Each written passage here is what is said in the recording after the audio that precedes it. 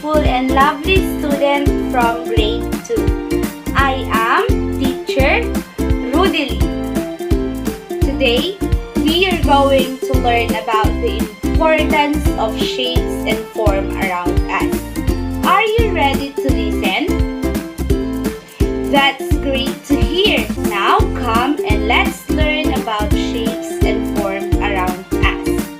We see things of various shapes and forms every day. Sometimes we just don't notice these shapes and take them for granted. But as we look at them closely, we soon realize that our surroundings are combinations of people and things in the shapes of cubes, cylinders, and triangles. Look at the shapes of things around you. Very good. What shape have you found? You found TV and its rocks. What are the shapes of TV and rocks? Very good. It's rectangle. What else can you see in your house? Very good. There is an electric fan. What is the shape of the head of the electric fan? That's great. It's a circle. How about the shape of your house roof? Very good. Its shape is triangle. Did you know that familiar things will make us recognize geometric shapes? These are some examples of geometric shapes: circle, square, rectangle, and triangle. Now, let's move on to the 3D graph. What is a 3D graph?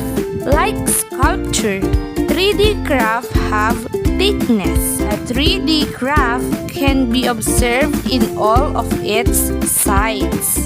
Some 3D graphs become popular in the market or malls because they are made of recycled and indigenous materials.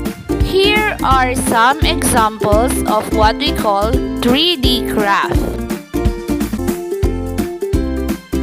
Now, let's go to what we call balance. When we say balance, it is the arrangement of lines, colors, and texture. When there are equal sides of a sculpture or a three-dimensional form, there is symmetrical balance. However, class, if the two sides are not the same, then there is asymmetrical balance. Always remember, children, that shapes, textures, and lines are very important to us because it completes our surroundings. Just like your toys, they are made of lines, texture, and color. We need to appreciate it. Is that clear, children? Very good. Now, that ends our discussion for today. Are you ready for some activities? This is the instruction for our part 1 activity. Put a check mark for the items that have correct information about sculpture and a cross mark for the items with wrong information about sculpture. Okay, let's begin our activity. Number 1. Sculpture shares an idea or expresses a feelings of the sculpture. It is X or check.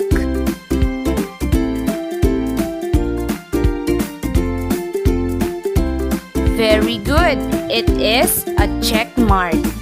Number 2. Sculptures have no textures.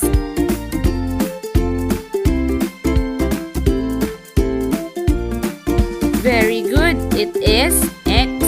Number 3. Sculptures have life.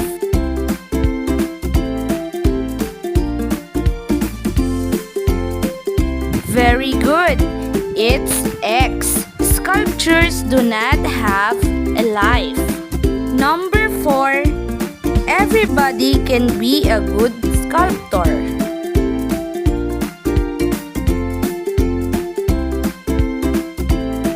Very good. It is check mark. Everybody can be a good sculptor. It needs a lot of practice to become a professional sculptor. Number 5. Sculptors can make their own objects by carving hard materials.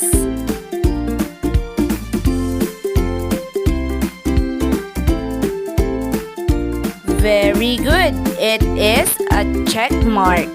Here is another activity. I want you to draw an example of symmetrical balance and asymmetrical balance in a long bond paper. Is that clear, children? Very good. Enjoy doing this activity. And now, for your assignment, I want you to create a sculpture using recycled and indigenous materials. That ends up our video for today. I hope you learned something from Teacher Lynn.